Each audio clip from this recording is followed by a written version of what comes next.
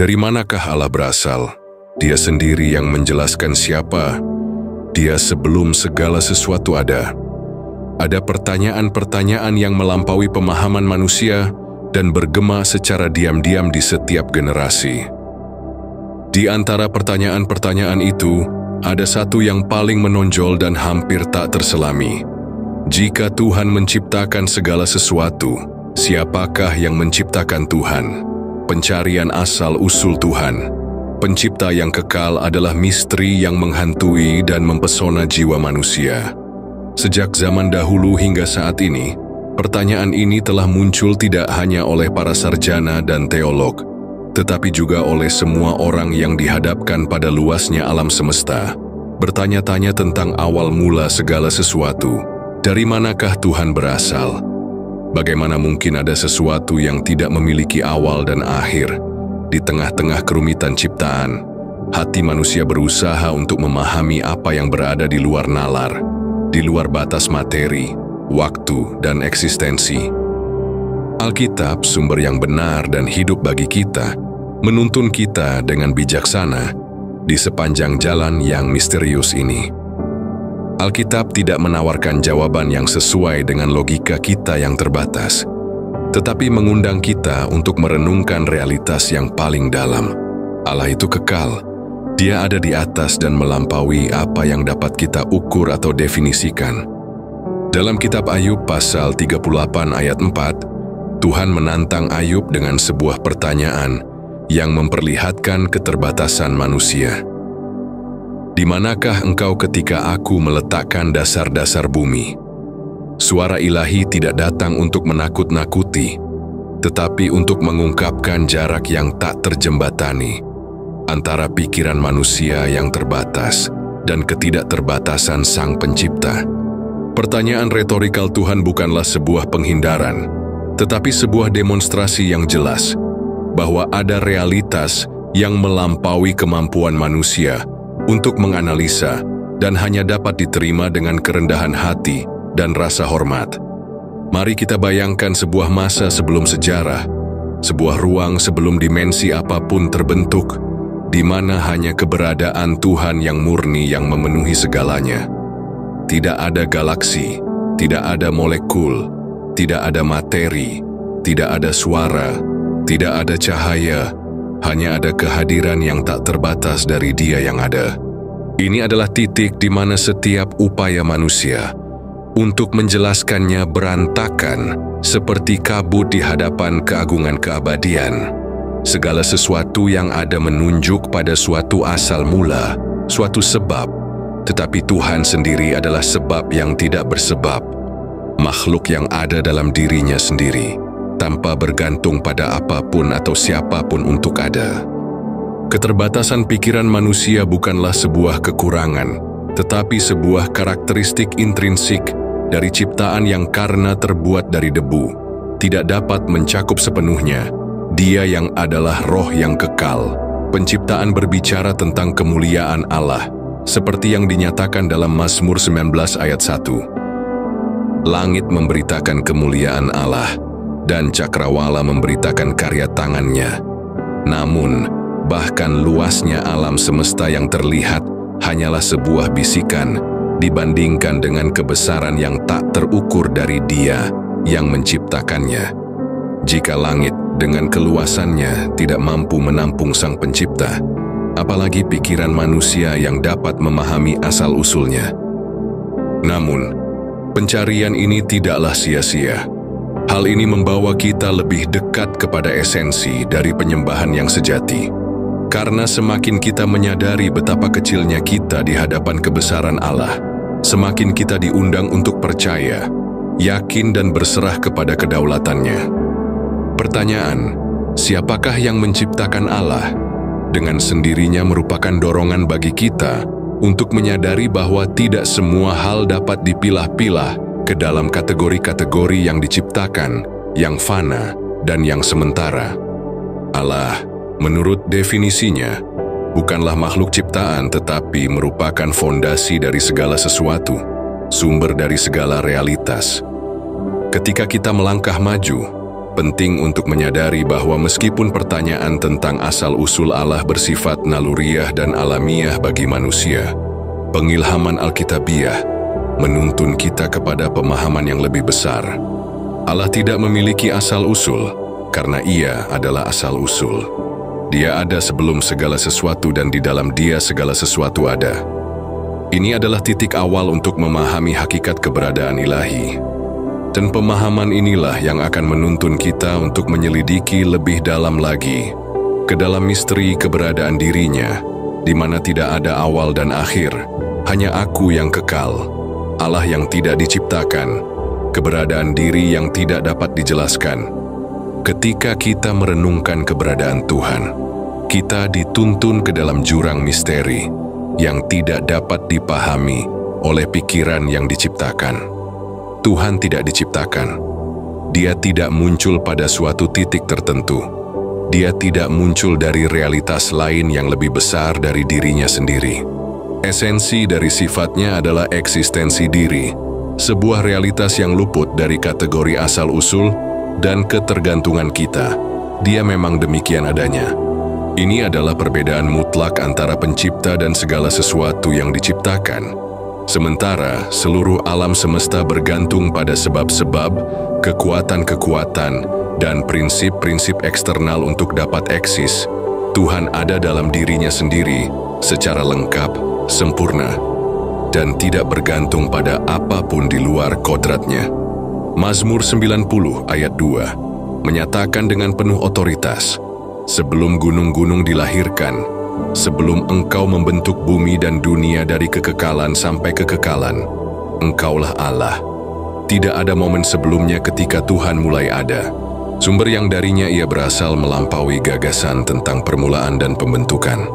Penciptaan gunung-gunung di bumi dan alam semesta adalah sesuatu yang memiliki titik awal. Namun, Allah ada di luar titik itu. Dia berdiam dalam keabadian di mana masa lalu dan masa depan bukanlah perbedaan yang relevan. Karena pada hakikatnya, tidak ada urutan waktu, tetapi eksistensi yang penuh dan tak terbatas. Ketika kita mengatakan bahwa Tuhan itu ada dengan sendirinya, kita mengatakan bahwa Dia adalah satu-satunya makhluk yang keberadaannya diperlukan. Segala sesuatu yang ada karena Allah menghendakinya. Setiap makhluk bergantung pada sesuatu di luar dirinya untuk menjadi ada dan untuk terus ada. Bintang-bintang, pepohonan, samudera, makhluk-makhluk, dan bahkan waktu itu sendiri ditopang oleh kekuatan di luar dirinya. Tetapi Allah tidak bergantung pada apapun. Dia tidak diciptakan. Keberadaannya bersifat intrinsik, inheren, dan kekal. Kesulitan kita dalam mengkonseptualisasikan realitas ini berasal dari pengalaman kita sendiri sebagai makhluk ciptaan. Kita hidup di dunia yang penuh dengan sebab dan akibat, asal mula dan akhir, perubahan, dan siklus. Tidak ada satupun yang kita ketahui yang benar-benar independen. Tetapi Tuhan tidak seperti segala sesuatu yang dapat dilihat oleh mata dan disentuh oleh tangan kita. Adalah makhluk yang sempurna, yang tidak hanya ada, tetapi yang keberadaannya merupakan sumber dari semua keberadaan lainnya. Kebenaran ini digemakan dalam kitab Nabi Yesaya pasal 44 ayat 6, di mana tertulis, "Beginilah firman Tuhan, Raja Israel, penebusmu, Tuhan semesta alam. Akulah yang terdahulu, dan akulah yang terkemudian, dan selain daripadaku tidak ada Tuhan." Pernyataan ini bukan hanya sebuah penegasan akan posisi yang utama, tetapi juga keesaan eksistensial. Allah tidak hanya mendahului segala sesuatu yang telah diciptakan. Ia ada secara independen dari segala sesuatu yang telah diciptakan. Keutamaannya tidak hanya bersifat kronologis, tetapi juga bersifat ontologis, karena Ia adalah asal mula mutlak dari segala sesuatu. Merenungkan eksistensi diri Tuhan menuntun kita untuk mengakui ketidakcukupan total dari penjelasan manusia atas realitas tertinggi. Akal manusia tidak dapat mendaki gunung akan kekekalan untuk mengamati asal mula Allah, karena memang tidak ada asal mula Allah. Dia bukanlah makhluk di dalam alam semesta. Dia adalah sumber dari mana seluruh alam semesta ada. Hidupnya tidak bergantung pada keadaan, energi, atau hukum alam. Dia adalah kehidupan itu sendiri, definisi dari keberadaan. Kesadaran ini mengubah cara kita melihat dunia dan diri kita sendiri. Jika Tuhan ada dengan sendirinya, maka semua hal lainnya bersifat kontingen, cepat berlalu dan bergantung. Jika Dia adalah satu-satunya sosok yang kita butuhkan, maka hidup kita menemukan makna yang sebenarnya hanya di dalam Dia. Kesombongan manusia yang membayangkan dirinya sebagai sesuatu yang mandiri akan hancur di hadapan keagungan Tuhan yang ada untuk dirinya sendiri. Dan penyembahan, dalam bentuknya yang paling murni, lahir ketika kita mengenali jarak yang tak terjembatani antara pencipta dan ciptaan dan tunduk di hadapan Dia yang dari kekekalan ke kekekalan. Ya, dalam usaha untuk memahami siapa Allah, kita dituntun bukan untuk mendapatkan jawaban yang memuaskan keingintahuan kita yang terbatas, tetapi untuk sebuah perenungan yang memenuhi jiwa dengan rasa hormat, kerendahan hati, dan pengharapan. Karena Allah yang sama yang secara kekal ada dengan sendirinya, juga telah memilih untuk menyatakan dirinya kepada kita, mengundang kita untuk mengenal dan memercayainya. Dan justru wahyu inilah yang menuntun kita untuk menemukan apa yang Dia katakan tentang dirinya sendiri dengan cara yang lebih luar biasa. Aku adalah jawaban Allah bagi pikiran manusia yang terbatas. Ketika Musa di tengah-tengah padang gurun, di depan semak belukar yang menyala, berani bertanya kepada Tuhan siapa namanya, jawaban yang ia terima sesederhana dan tak terduga. Akulah aku. Keluaran, pasal 3 ayat 14. Tidak ada lagi definisi yang dapat secara lebih akurat mengekspresikan realitas dari Dia yang mutlak. Tidak ada gelar majemuk yang dapat mencakup luasnya keberadaan ilahi. Tuhan, dalam hikmat-Nya yang tak terbatas, telah menyatakan dirinya dengan sebuah ungkapan yang tidak hanya menunjukkan keberadaan, tetapi juga keberadaan yang perlu, ada dengan sendirinya, kekal, dan tidak dapat diubah. Nama aku bukanlah sebuah upaya untuk menjelaskan Tuhan dalam istilah manusia, tetapi sebuah penegasan yang mendobrak batas-batas bahasa dan waktu. Allah tidak menampilkan dirinya sebagai seseorang yang pernah ada atau yang akan ada, tetapi sebagai seseorang yang apa adanya. Dia tidak bergantung pada kondisi eksternal, Dia tidak berevolusi, Dia tidak berubah menjadi sesuatu yang lain selain dirinya sendiri. Aku adalah pernyataan kehadiran konstan dari sebuah realitas yang tidak pernah berubah dan tidak pernah berhenti. Tanggapan ilahi ini tidak hanya mendefinisikan sifat Tuhan, tetapi juga menyingkapkan keterbatasan pikiran manusia. Kita adalah makhluk yang terbiasa mendefinisikan segala sesuatu dari awal dan akhirnya, dari hubungan yang mereka jalin satu sama lain, dari perubahan yang mereka alami dari waktu ke waktu. Tetapi di hadapan Allah, hal-hal tersebut berantakan. Dia adalah pribadi yang tidak dapat direduksi menjadi definisi-definisi yang bersifat sementara, karena keberadaannya berada pada tingkatan yang jauh lebih tinggi. Ketika Allah berkata, "Aku adalah Aku," Dia tidak hanya menegaskan keberadaannya, tetapi juga kecukupannya yang absolut. Tidak ada kekurangan di dalam Dia, tidak ada kebutuhan, tidak ada ketergantungan. Dia lengkap dalam dirinya sendiri, sumber segala kehidupan, kebenaran, dan kebaikan. Segala sesuatu yang ada di luar dirinya adalah refleksi parsial dan turunan dari kepenuhan dirinya. Tidak ada makhluk, energi, atau sistem apapun yang dapat menambah atau mengurangi apapun dari esensinya. Ini pernyataan luhur dari Keluaran ini diambil oleh Yesus Kristus di berbagai titik dalam pelayanannya di bumi. Dalam Injil Yohanes pasal 8 ayat 58, Yesus berkata, "Aku berkata kepadamu, sesungguhnya aku berkata kepadamu, sebelum Abraham ada, aku telah ada." Dia tidak berkata, "Aku pernah atau akan menjadi," tetapi "Aku adalah." Akulah yang dimaksud dengan wahyu yang disampaikan kepada Musa. Dengan ini, Yesus tidak hanya mengklaim keberadaan sebelum Abraham, tetapi juga mengidentifikasikan dirinya dengan esensi ilahi itu sendiri, yang kekal dan tidak berubah. Aku adalah aku yang mengalir di seluruh kitab suci seperti sebuah benang-benang tak terlihat, yang menjait wahyu Allah kepada umat manusia. Dalam kitab Wahyu, Yesus disebut sebagai Alfa dan Omega, yang awal dan yang akhir, yang telah ada, yang sudah ada, dan yang akan datang.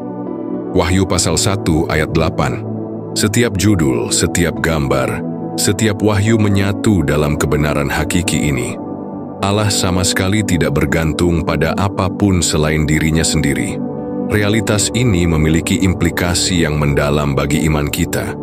Percaya kepada aku berarti mengakui bahwa Allah tidak berubah sesuai dengan waktu, tidak bergantung pada siklus sejarah, tidak terguncang oleh fluktuasi ciptaan. Dia tetap sama kemarin, hari ini, dan selamanya.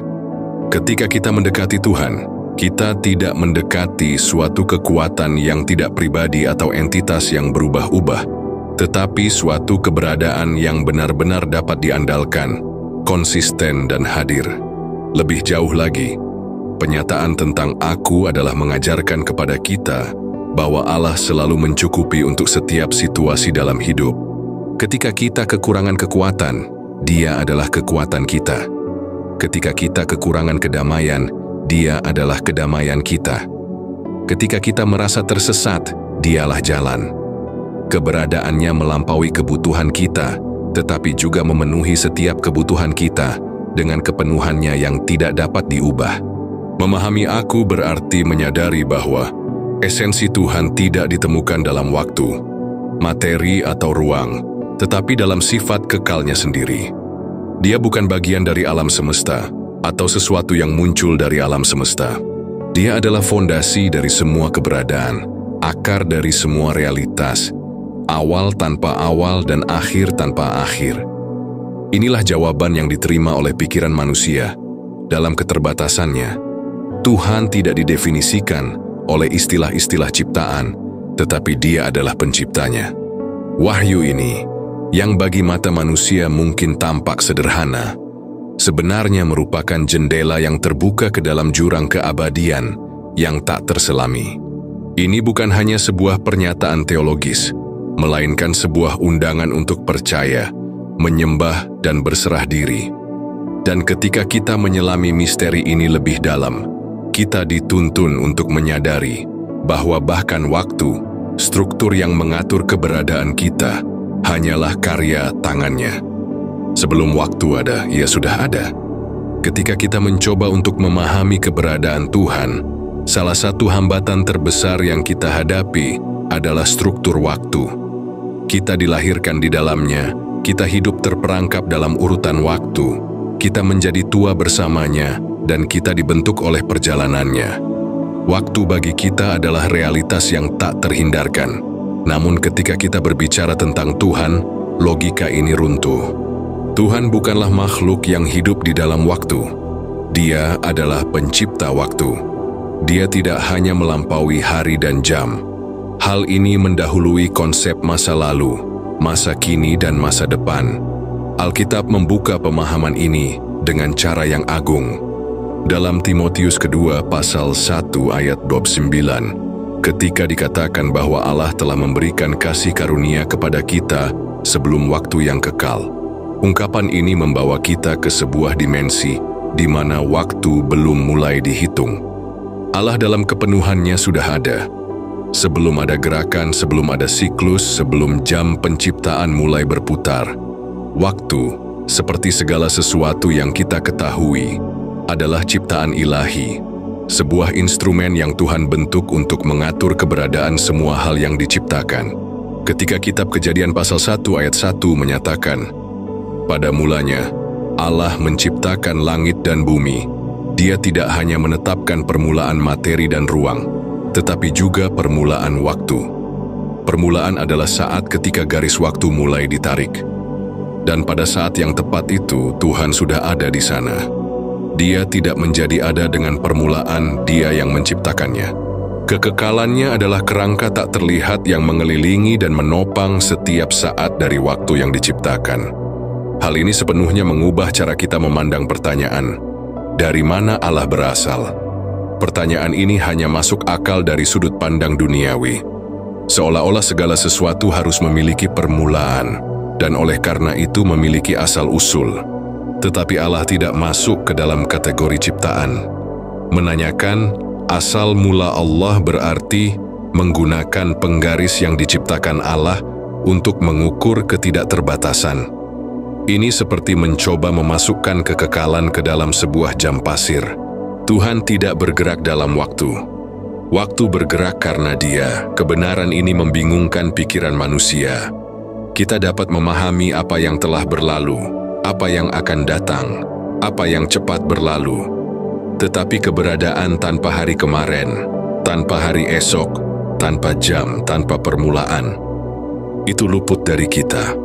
Namun firman tidak meninggalkan kita dalam kebingungan. Dalam beberapa ayat firman ini menyatakan bahwa Allah adalah pribadi yang berdiam dalam kekekalan. Yesaya pasal 57 ayat 15 berkata, "Beginilah firman yang maha tinggi dan maha besar, yang mendiami kekekalan yang namanya kudus." Berdiam dalam kekekalan bukan hanya berada di sana, tetapi berada di luar aliran waktu, sebagai asal mula, pencipta, dan tuannya. Penciptaan waktu semakin menunjukkan kuasa Tuhan. Dia tidak hanya menciptakan dunia dengan bentuk dan materi, tetapi juga konsekuensi dan tujuan. Dia memberi ciptaan sebuah ritme, sebuah tatanan, sebuah perkembangan. Dan meskipun Dia berada di atas itu semua, Dia memilih untuk memanifestasikan dirinya di dalam waktu itu, berjalan bersama manusia, mengintervensi sejarah, mengungkapkan kehendaknya tahap demi tahap. Ketika kita menyadari bahwa Allah ada sebelum waktu, kita juga memahami bahwa Dia tidak berubah, Dia tidak menua, tidak berubah seiring berlalunya waktu, tidak terpengaruh oleh musim atau era. Seperti yang dikatakan Maleakhi dalam Maleakhi pasal 3 ayat 6, "Aku Tuhan tidak berubah. Waktu merusak segala sesuatu yang diciptakan, tetapi tidak menyentuh Dia yang menciptakannya." Kekekalan Allah bersifat stabil, aman dan tidak dapat diganggu-gugat.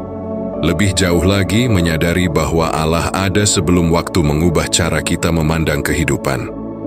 Kita tidak bergantung pada kesempatan, detik-detik yang berlalu, atau ketidakpastian hari esok. Kita hidup di bawah kedaulatan Allah, yang mengetahui akhir dari awal, yang melihat semua waktu dalam sekejap mata, yang telah ada ketika semuanya dimulai, dan yang akan tetap ada ketika waktu berakhir. Baginya, masa depan sudah menjadi kenyataan dan masa lalu tidak pernah hilang. Itulah mengapa percaya kepada Tuhan berarti beristirahat dalam kekekalan. Sementara kita hidup di antara matahari terbit dan terbenam, Dia memerintah setiap hari, setiap zaman, setiap waktu. Dan ketika kita bergerak untuk memahami realitas ini, sebuah pertanyaan diam-diam muncul dalam pikiran kita. Allah itu kekal dan mendahului waktu. Bagaimanakah kekekalan ini digambarkan di dalam kitab suci? Dan apa yang diungkapkannya tentang permulaan yang tidak pernah dimulai? Permulaan yang tidak pernah dimulai. Kekekalan yang digambarkan di dalam Alkitab. Ketika kita mencoba membayangkan kekekalan Allah, kita pasti akan tersandung pada keterbatasan pikiran kita yang dibentuk oleh waktu. Kekekalan adalah ketiadaan total dari sebuah permulaan, kepenuhan yang tak terbatas yang tidak pernah dimulai dan tidak akan pernah berakhir. Kitab suci mengungkapkan kebenaran ini dengan kejelasan yang menentang kesederhanaan manusia. Dalam kitab Wahyu, pasal 1 ayat 8, Tuhan sendiri menyatakan, "Akulah Alfa dan Omega, yang awal dan yang akhir. Demikianlah firman Tuhan, yang ada dan yang sudah ada dan yang akan datang, yang Maha Kuasa." Ketika Tuhan menyatakan dirinya sebagai yang awal dan yang akhir, Dia tidak mengatakan bahwa Dia diciptakan pada mulanya atau bahwa Dia akan berakhir pada akhirnya. Sebaliknya, Dialah yang menetapkan awal dan akhir untuk semua hal yang diciptakan, sementara Dia sendiri tetap berada di atas kategori-kategori ini. Konsep kekekalan dalam Alkitab menunjuk pada keberadaan yang benar-benar penuh, lengkap dalam dirinya sendiri, tidak tunduk pada aliran peristiwa atau pergantian waktu. Allah tidak bergerak dari masa lalu ke masa depan. Dia merenungkan seluruh garis waktu, seperti seseorang yang melihat matahari terbit dan terbenam sekaligus. Baginya, penciptaan alam semesta dan hasil akhirnya sama-sama hadir, sama-sama hidup, sama-sama nyata. Tidak ada penantian, penundaan, atau terburu-buru. Yang ada hanyalah penggenapan yang sempurna dari kehendaknya. Kekekalan yang digambarkan oleh Alkitab bukanlah teori abstrak, melainkan sebuah realitas yang mengubah cara pandang kita terhadap keberadaan kita. Jika Tuhan itu kekal, maka firman-Nya pun kekal, rencananya kekal, janji-janjinya tidak pudar seperti ucapan manusia yang menjadi tua seiring berjalannya waktu. Yesaya pasal 40 ayat 8 mengatakan, rumput menjadi kering dan bunga menjadi gugur, tetapi firman Allah tetap untuk selama-lamanya. Setiap janji yang dibuat oleh Tuhan dimeteraikan dalam kekekalan, tidak berubah dan pasti, terlepas dari perubahan dan musim di dunia ini. Perbedaan antara keabadian dan kekekalan sangatlah penting. Makhluk yang abadi, seperti malaikat atau jiwa manusia, dapat memiliki permulaan, tetapi tidak akan pernah memiliki akhir. Sebaliknya, Allah bukan hanya tidak memiliki akhir, tetapi juga tidak akan pernah memiliki permulaan. Kekekalannya bukanlah sebuah garis yang membentang tanpa batas ke depan, tetapi sebuah eksistensi tanpa asal-usul, tak terbatas di masa lalu dan juga di masa depan. Pemazmur mengagumi kebenaran ini dan menulis dalam Mazmur 90 ayat 4. Sebab 1000 tahun di hadapan-Mu seperti hari kemarin yang telah berlalu, dan seperti waktu malam, yang bagi kami seperti waktu yang tidak berkesudahan. Bagi Tuhan, ini hanyalah sebuah momen singkat, sebuah detak kecil di dalam jantung kekekalan. Perspektif ilahi ini adalah kunci untuk memahami mengapa Tuhan benar-benar dapat diandalkan. Dia tidak mengubah rencananya, Dia tidak terkejut dengan masa depan, Dia tidak bosan menunggu. Dia sudah hadir di setiap momen yang belum kita jalani. Kenyataan ini memanggil kita kepada iman yang lebih dalam. Iman bukan hanya mempercayai Tuhan untuk hari ini, tetapi bersandar pada kenyataan bahwa Dia sudah ada di hari esok kita. Tuhan yang mempersiapkan ciptaan sebelum waktu mulai berjalan juga mempersiapkan hari-hari yang belum kita ketahui. Seperti yang tertulis dalam Mazmur 139 ayat 16, Matamu telah melihat tubuhku ketika masih berbentuk, dan dalam kitab-Mu semuanya itu tertulis, yang dibentuk secara berkesinambungan ketika belum ada satu pun daripadanya. Menyadari bahwa Tuhan ada dalam kekekalan sejati di luar waktu, berarti menerima bahwa sejarah kita bukanlah kebetulan atau terputus. Segala sesuatu yang kita alami, segala sesuatu yang kita hadapi, dan segala sesuatu yang akan kita alami berada di bawah hikmat yang sempurna dari Tuhan, yang melihat keseluruhan dan menopang keseluruhan. Kita dibatasi oleh urutan detik, tetapi Dia melihat kita sepenuhnya, bukan hanya sebagaimana kita dulu atau sebagaimana kita akan menjadi, tetapi sebagaimana kita dalam visi kekalnya. Melihat kenyataan yang luar biasa ini, sebuah kekhawatiran baru muncul. Jika kita adalah makhluk yang terbatas dan Dia adalah yang tidak terbatas, bagaimana kita, yang begitu kecil, dapat memahami atau berhubungan dengan Allah yang kekal ini? Jawabannya terletak pada hubungan antara ketidakterbatasan Allah dan keterbatasan manusia. Sebuah dilema yang semakin nyata ketika kita merenungkan keterbatasan pikiran kita sendiri di hadapan luasnya kekekalan yang tak terbatas.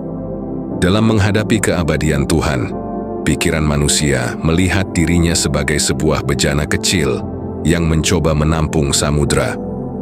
Tidak peduli seberapa keras ia berusaha, tidak peduli seberapa besar ia ingin memahami, selalu ada yang lolos, selalu ada yang meluap. Ini bukanlah tanda kelemahan, tapi merupakan sifat alami. Kita diciptakan dengan keterbatasan, dan meskipun kita telah menerima nafas kehidupan dari Tuhan sendiri, kita tetaplah makhluk. Kita terbatas di hadapan yang tak terbatas. Alkitab mengakui kebenaran ini dengan sangat jelas. Dalam Pengkhotbah, pasal 3, ayat 11 dikatakan, Allah membuat segala sesuatu indah pada waktunya. Dia juga telah menaruh kekekalan di dalam hati manusia, sehingga dia tidak dapat menemukan pekerjaan yang telah dilakukan Allah dari awal sampai akhir. Di sini paradoks jiwa manusia terungkap. Kita diciptakan dengan kehausan akan keabadian, dengan intuisi bahwa ada sesuatu yang lebih besar dari waktu. Dan pada saat yang sama kita tidak memiliki kapasitas penuh untuk memahami sesuatu yang lebih besar itu. Kita membawa gema dari asal mula yang tidak dapat kita gambarkan, dan kerinduan akan takdir yang melampaui semua kata. Ketegangan antara yang terbatas dan yang kekal ini menjelaskan mengapa pertanyaan-pertanyaan seperti dari mana Tuhan berasal muncul dengan begitu kuatnya. Kita tidak dapat membayangkan sesuatu yang ada begitu saja, tanpa sebab, tanpa asal mula, tanpa permulaan. Segala sesuatu yang kita ketahui memiliki titik awal. Tetapi Allah tidak termasuk di antara hal-hal yang kita ketahui. Dia berada di atas mereka. Dia tidak diperkenalkan ke dalam keberadaan. Dia adalah keberadaan itu sendiri. Mencoba memahaminya dengan logika matematika kita seperti mencoba mengukur cahaya dengan timbangan atau menghitung suara dengan penggaris.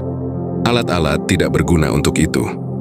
Kesadaran kita akan keberadaan Tuhan itu nyata, tetapi hanya sebagian. Kita tahu Dia ada, tetapi kita tidak dapat menampung segala sesuatu tentang Dia dalam satu definisi. Inilah sebabnya mengapa iman bukanlah lompatan dalam kegelapan, tetapi penyerahan diri dengan rendah hati kepada sesuatu yang lebih besar dari kita. Seperti yang ditulis Rasul Paulus dalam Roma pasal 11 ayat 33, Oh, alangkah dalamnya kekayaan, hikmat dan pengetahuan Allah. Betapa tak terselidiki keputusan-keputusannya dan betapa tak terselami jalan-jalannya. Penting untuk dipahami bahwa misteri bukanlah halangan bagi iman, melainkan sebuah ajakan untuk menghormati. Apa yang belum kita pahami sepenuhnya memanggil kita untuk beribadah, untuk percaya, untuk mengakui bahwa Tuhan tidak cocok dengan sistem atau rancangan kita. Dia adalah Sang Pencipta, dan kita adalah ciptaannya. Sebagaimana tukang tembikar lebih besar dari bejananya, demikian pula Tuhan dalam hubungannya dengan segala sesuatu yang ada. Dia tidak perlu menjelaskan dirinya sendiri supaya itu menjadi nyata. Realitasnya mendahului persepsi kita. Ada sesuatu yang sangat indah dalam keterbatasan ini. Jika kita dapat memahami Tuhan secara utuh, Dia tidak layak disembah. Ia akan cukup kecil untuk masuk ke dalam pikiran manusia, dan karenanya tidak lagi menjadi Tuhan. Fakta bahwa Dia tidak dapat dipahami sebenarnya adalah bukti bahwa Dia nyata. Kebesarannya tidak dapat diungkapkan oleh teologi apapun, betapapun kayanya, atau oleh bahasa apapun, betapapun puitisnya. Setiap upaya untuk menggambarkannya akan selalu menjadi bayangan di hadapan cahaya yang ada. Wahyu Alkitab adalah jalan yang dipilih Tuhan bagi kita untuk mengetahui apa yang perlu kita ketahui. Tidak semua hal yang kita inginkan, namun semua hal yang dibutuhkan untuk percaya kepadanya, menyembahnya, dan mengikutinya. Sisanya tetap diam, seperti tabir yang menutupi tempat maha suci. Apa yang kita miliki sudah cukup untuk menuntun kita, dan apa yang tidak kita miliki sudah cukup untuk membuat kita tetap rendah hati. Keterbatasan pikiran manusia dalam menghadapi keabadian juga menunjukkan kepada kita nilai iman. Karena iman tidak mengharuskan kita untuk mengerti segala sesuatu, kita hanya perlu percaya pada apa yang telah diwahyukan Tuhan. Sebagaimana penulis Ibrani tulis dalam pasal 11 ayat 3, melalui iman kita mengerti bahwa alam semesta telah dijadikan oleh firman Allah, sehingga apa yang kita lihat telah terjadi dari apa yang tidak dapat kita lihat. Iman adalah jembatan antara keterbatasan makhluk dan ketidakterbatasan Sang Pencipta. Dan melalui iman inilah kita mulai menyadari bahwa Tuhan yang tidak dapat dipahami adalah juga Tuhan yang telah menyatakan dirinya. Dia yang tidak kelihatan selamanya menjadi kelihatan, dan yang tak terbatas mengekspresikan dirinya dalam waktu. Dan ketika wahyu ini terjadi, itu datang melalui firman. Dia yang bersama-sama dengan Allah dan yang adalah Allah sebelum segala sesuatu. Firman yang kekal manifestasi Tuhan. Sebelum penciptaan, sebelum bentuk apapun ada, sebelum waktu membungkuk ke depan, dan dunia muncul dari keheningan, sudah ada kehadiran yang hidup, aktif, dan sadar. Kehadiran ini adalah kata kerja. Kitab suci menggambarkannya dengan sangat akurat di Yohanes pasal 1 ayat 1. Pada mulanya adalah firman. Firman itu bersama-sama dengan Allah, dan firman itu adalah Allah. Ia bukan makhluk ciptaan, juga bukan energi impersonal, melainkan pribadi kekal, yang adalah Tuhan dan telah bersama Tuhan sejak awal waktu. Kata kerja adalah ekspresi hidup dari pikiran ilahi, kata yang tidak hanya berkomunikasi, tetapi juga menciptakan. Itu tidak memiliki awal. Keberadaannya mendahului penciptaan, waktu dan materi. Segala sesuatu dijadikan oleh Dia, dan tanpa Dia tidak ada suatu pun yang telah jadi dari segala yang telah dijadikan. Sebagaimana ayat 3 pada pasal yang sama menyatakan, segala sesuatu dijadikan oleh Dia, dan tanpa Dia tidak ada suatu pun yang telah jadi dari segala yang telah dijadikan. Melalui firman, kekekalan Tuhan meluas ke dunia yang kelihatan. Melalui Dia yang tak terbatas menyentuh yang terbatas, yang kekal mengekspresikan dirinya dalam waktu. Firman itu bukan bagian dari Tuhan, dan bukan pula ciptaan Tuhan. Dia adalah Tuhan. Ia berbagi hakikat yang sama, kemuliaan yang sama, keabadian yang sama. Sebelum ada bahasa manusia, firman Tuhan sudah ada. Sebelum alam semesta terbentuk, sudah ada seseorang yang di dalam dirinya merupakan wujud wahyu yang sempurna. Ketika ciptaan lahir, ia sudah mengandung sidik jari kata yang tertanam pada logika hukum fisika, pada keindahan bentuk, pada keharmonisan unsur-unsur. Melalui firmanlah kita mengenal Bapa. Tanpa Dia, Tuhan akan selamanya tak terlihat, tak terjangkau, dan tak dapat diraih. Namun firman adalah jembatan antara keabadian dan waktu. Dia adalah wahyu yang kelihatan dari Allah yang tidak kelihatan. Kolose pasal 1 ayat 15 menyatakan, Ia adalah gambar Allah yang tidak kelihatan, yang sulung, lebih utama dari segala yang diciptakan. Dan meskipun Ia masuk ke dalam ciptaan pada saat tertentu dalam sejarah, sebagai Yesus dari Nazaret, firman itu ada terlebih dahulu dari segala sesuatu. Kebenaran ini melampaui batas pemahaman manusia. Firman yang ada bersama Tuhan pada mulanya tidak memiliki asal-usul. Dia tidak terbentuk, Dia tidak mulai ada, Dia benar-benar seperti Tuhan sendiri.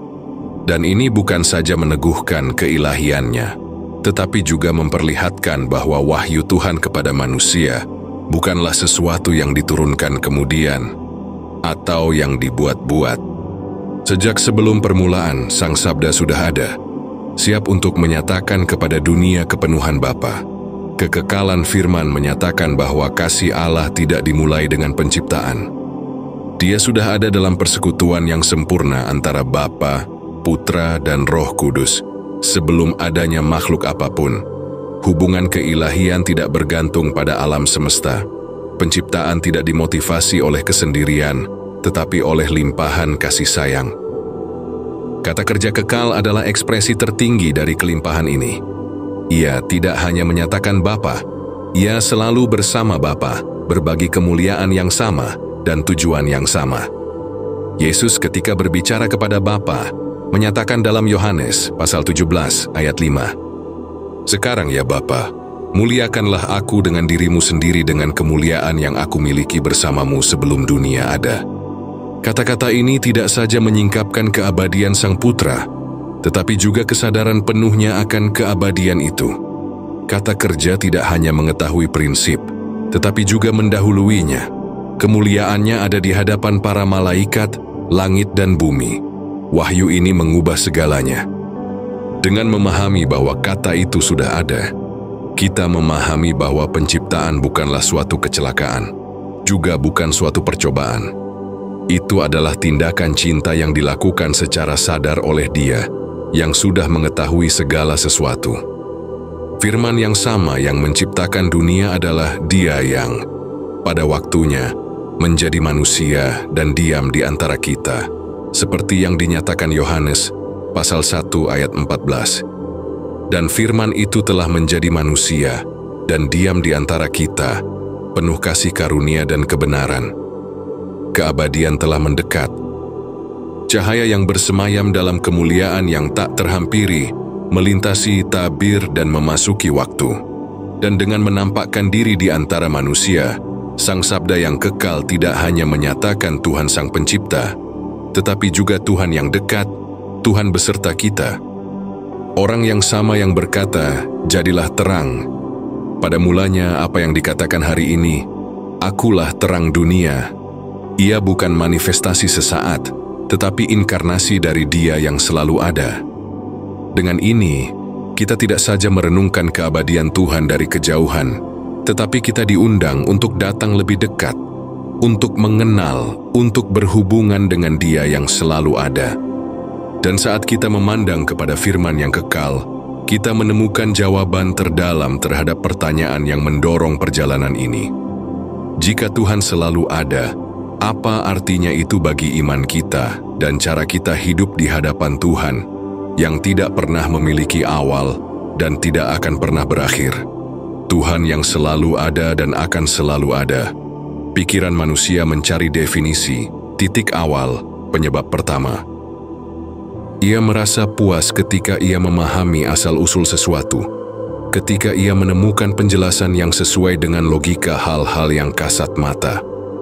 Tetapi ketika Anda dihadapkan dengan kenyataan tentang Tuhan yang tidak memiliki awal, semua kategori runtuh.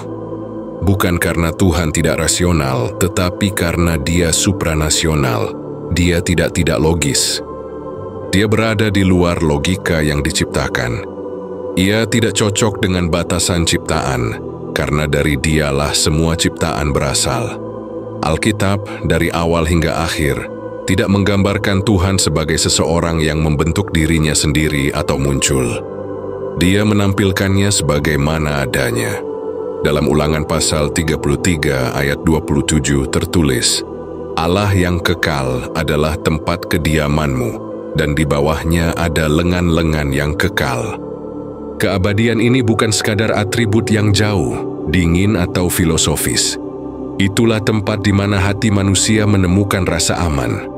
Keabadian Tuhan adalah dasar harapan kita, iman kita, dan kedamaian kita.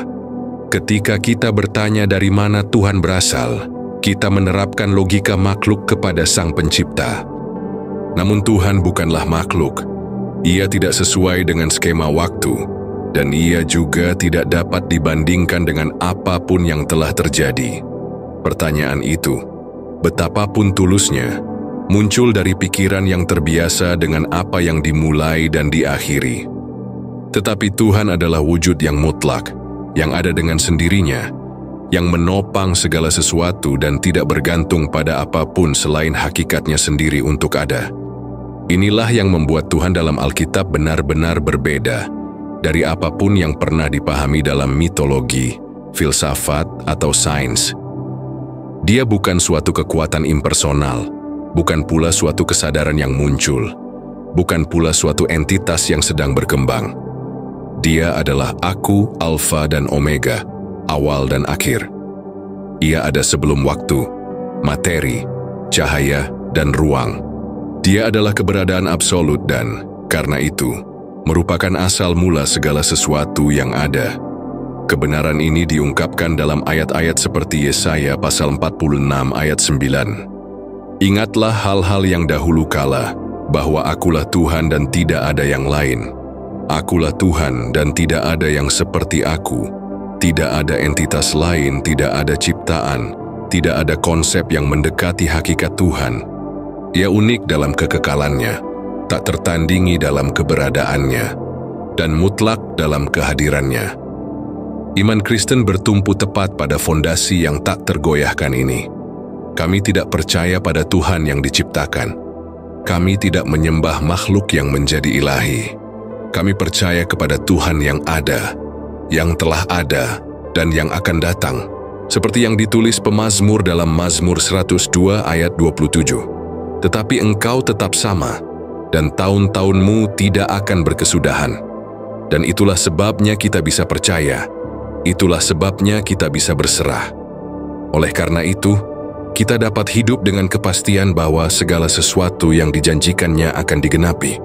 Ketika kita memahami bahwa Tuhan tidak datang dari manapun, melainkan bahwa Dia adalah asal mula segala sesuatu yang ada, iman tidak lagi sekadar tindakan emosional, melainkan menjadi posisi rasional dan spiritual dalam menghadapi realitas yang lebih besar. Ciptaan mulai dipahami sebagai refleksi kehendaknya, waktu sebagai ekspresi rencananya, sejarah sebagai latar kemuliaannya. Tak ada yang dapat luput dari kekuasaan Dia yang senantiasa ada. Dan kebenaran ini memanggil kita ke tempat penghormatan dan penyembahan. Kita tidak dihadapkan pada suatu konsep ataupun gagasan keagamaan. Kita dihadapkan pada pribadi yang kekal, hidup, dan hadir. Dia yang sama yang berbicara kepada Musa di dekat semak duri adalah Dia yang menopang alam semesta saat ini. Dia yang memerintahkan cahaya adalah Dia yang menerangi kegelapan jiwa. Tuhan yang senantiasa ada adalah Tuhan yang sama yang menjadi manusia, tinggal di antara kita, dan berjanji untuk menyertai kita sampai akhir zaman. Waktu bagi Tuhan hanyalah sebuah instrumen. Bagi kami itu adalah sebuah perjalanan. Tetapi dengan percaya kepadanya, keabadian menjadi rumah kami. Dan di jalan ini, suatu keyakinan tertanam di hati kita. Tuhan tidak memulai, Tuhan tidak muncul, Tuhan tidak diciptakan. Dia memang begitu adanya. Dialah asal muasal, hakikat, alasan dan akhir segala sesuatu. Sepanjang perjalanan ini, kita merenungkan misteri yang tidak dapat dipahami oleh pikiran manusia, keberadaan Tuhan yang tidak pernah memiliki awal dan tidak akan pernah berakhir. Kita menyelidiki kitab suci, mendengarkan suara Sang Aku, dan menyelidiki keabadian Dia yang merupakan asal mula segala sesuatu, fondasi tak kasat mata yang menopang semua yang ada. Tuhan tidak datang dari manapun karena tidak ada tempat di luarnya. Dia adalah pencipta waktu, penulis kehidupan, cahaya yang tidak pernah padam. Kekekalannya bukanlah doktrin yang dingin, tetapi undangan hidup untuk percaya, berserah diri dan menyembah. Mengetahui bahwa Ia tidak pernah diciptakan, tetapi selalu ada, berarti beristirahat di dalam Tuhan yang tidak akan pernah tergoyahkan. Dan meskipun Dia kekal dan tidak dapat dicapai melalui jalan akal manusia, Dia telah menyatakan dirinya, menampakkan diri lewat kata-kata, janji-janji, dan tindakan kasih sayang. Ia menyatakan dirinya dalam sabda yang tinggal bersamanya sebelum segala sesuatu, dan yang datang menemui kita menjadi manusia, hidup di antara kita, dan menawarkan penebusan kepada setiap hati yang mencarinya dengan tulus. Hari ini jika kamu merasakan panggilan ini berdenyut dalam jiwamu, jika ada dalam dirimu kerinduan untuk berdamai dengan Tuhan yang senantiasa ada, atau jika kamu ingin memulai perjalanan baru menuju keselamatan kekal, bukalah hatimu. Dia selalu ada, bahkan sebelum kamu ada. Dan sekarang Dia mengundangmu untuk berserah diri lagi, untuk hidup di dalam Dia. Jika pesan ini berbicara kepadamu, silakan berikan komentar di bawah. Aku menerima Engkau, Tuhan Yesus, sebagai satu-satunya Tuhan dan Juru Selamatku, yang cukup dalam hidupku. Dan jika kamu sudah hidup di dalam Kristus, silakan berkomentar amin. Artinya, lebih banyak orang yang dijangkau oleh pesan ini. Bagikan kata ini dengan seseorang yang kamu cintai. Mungkin melalui tindakan Anda, kehidupan lain menemukan jalan kembali kepada Bapa yang kekal. Semoga Dia yang ada, yang telah ada, dan yang akan datang senantiasa menjagamu dengan kasih-Nya yang kekal. Sampai jumpa lain waktu. Tuhan memberkati.